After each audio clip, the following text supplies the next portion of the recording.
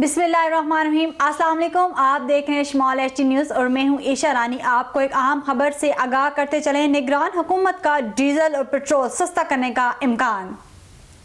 1 अक्टूबर से पेट्रोल और डीजल की कीमतों में नुमायां कमी की जा रही है। डॉलर की मुसलसल गिरावट और रुपए की कदर में बेहतरी की वजह से निगरान हुकूमत का अवाम को रिलीफ देने का इम्कान है। ज़राए के मुताबिक पेट्रोल और डीजल 15 रुपए लीटर के साथ कम होने का इम्कान है। आपको एक बार फिर बताते चले, निगरान हुकूमत का पेट्रोल और डीजल सस्ता करने का इम्कान। 1 अक्टूबर से पेट्रोल और डीजल की कीमतों में नुमायां कमी की जा रही है। डॉलर की मुसलसल गिरावट रुपए की कदर में बेहतरी की वजह से निगरान हुकूमत का अवाम को रिलीफ देने का इम्कान है। ज़राए के मुताबिक पेट्रोल और डीजल 15 रुपए लीटर के साथ कम होने का इम्कान है।